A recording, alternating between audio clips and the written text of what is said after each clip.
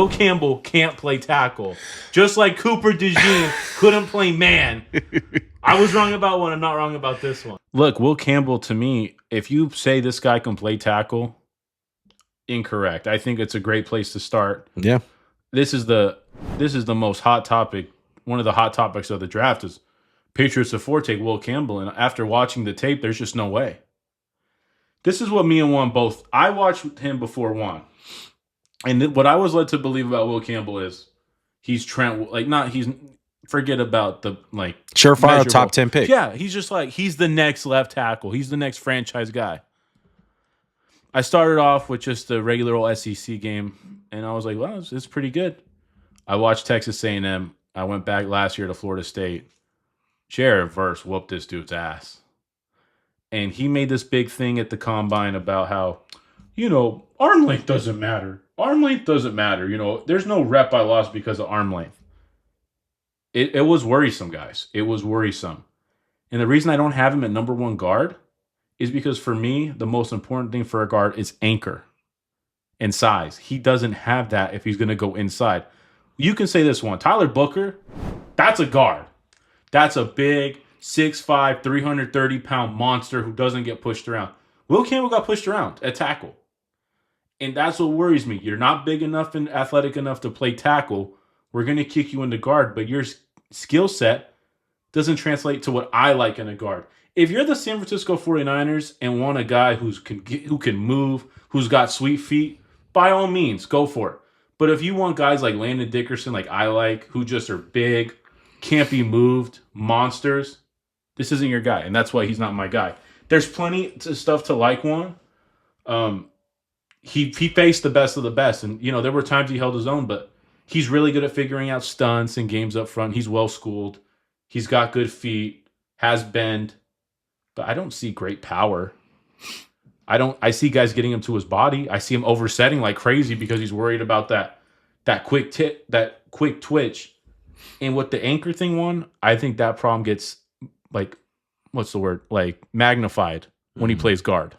Yeah, look, Will Campbell was an interesting watch. Max kept on telling me to watch him. I watched him, and sorry, by the way, I was just I was underwhelmed. I was very underwhelmed, and my first thought was, you thought it was Penei Sewell, right? It was going to be Penei Sewell. That's what you were... From what we've been receiving, yes. We're talking about the Patriots taking this guy out. And it goes back to last year saying, oh, Jane Daniel, that left tackle is going to the NFL. Yeah. Which he absolutely is a first-round pick. Yeah. And I came away with this. Is there great moments? Yes. I do think he's a technician. When it's on, good hands, can mirror. Yeah. Yes, he can mirror. He can really use his hands very, very good. When his kick set is right and the defensive lineman doesn't get that initial push and that initial win, he's gonna win his rep. But when you talk about the arm length,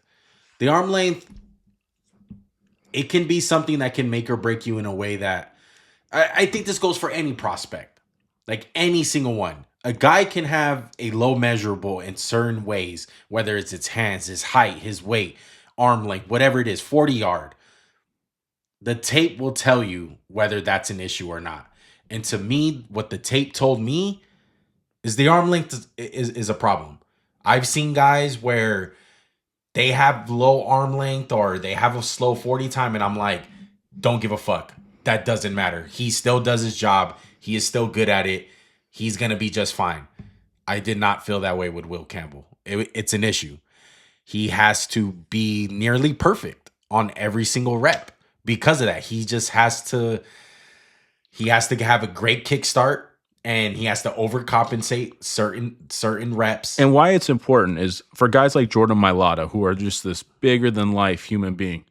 Oh crap, I might have gave up the edge, but you know what I can do with my big long arms? Push them. And like you said, Will Campbell has to be perfect. No. And so when you're not perfect, what happens? Bad. And to me, a lot of the competition that he faced, and I think the greatest one to look at is, like Max said, against Florida State last year. We're talking about a guy in Jared Verse who won Defensive Rookie of the Year. He dominated in the NFL. He was an NFL prospect. He's an NFL guy. He has talent. So that's probably the best guy that he has faced as far as we know that we can bank on and be like, no, this guy's the real deal. He struggled. Yeah, major. Did he win some reps? Yeah, but most of the time, 80% of the time, Max, I would say, Jared Verse got him with a speed rush every single time. And what happens with offensive tackles when they get beat by a speed rush, most of the time, it's because of their arm length. That's just the reality of it. Because you need long arms to keep them off of you, to get into your chest. And Will Campbell, to me, he's a guard. He is a guard. Does that mean he's a bad player? Fuck no. He reminds me. No, it's not. It brings me to my comp to him. It's Peter Skoronski, a guy who I loved coming out of the draft.